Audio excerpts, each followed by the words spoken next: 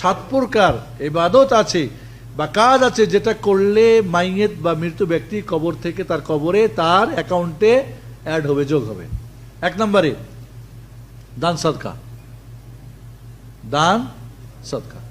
2 নম্বরে হজ, মাইয়েতের পক্ষ থেকে হজ করে সেই হজের সমান নেকি পাবে।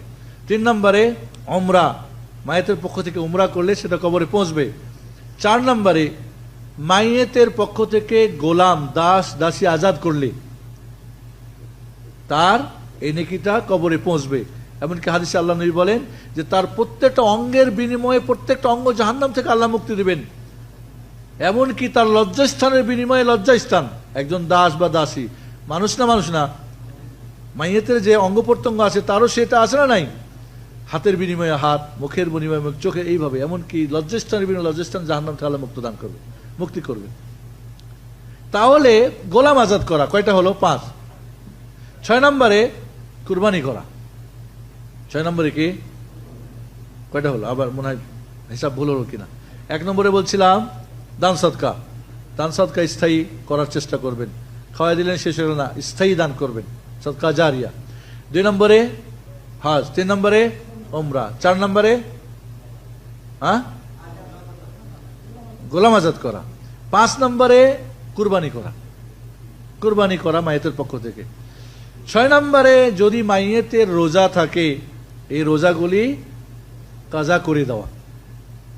তাহলে রোজা করে নাই, পাপ আছে না, তাহলে পাপটা মিটে যাবে, অতিরিক্ত রোজার সবটা তার অ্যাকাউন্টে যোগ হবে। যদি তার কোনো ঋণ থাকে মাইয়েতের, ঋণ পরিশোধ করে দেওয়া। ঋণ, যে ঋণ নিয়ে মারা যাবে তার জন্য জান্নাতের গেট খোলাই হবে না, আল্লাহ নবী সুপারিশই করবেন না। আল্লাহ নবী তার জন্য 1-2 দিনের জন্য জানাজার নামাজই পড়ার নাই। আমরা অনেক সময় ব্যাংকের ঋণ, অমুকের ঋণ, তমুকের ঋণ, অনেক সময় স্ত্রীর মোহরানার ঋণ, এটা ওটা বিভিন্ন ঋণ নিয়ে আমরা মরে যাই, কোনো খবর থাকে না।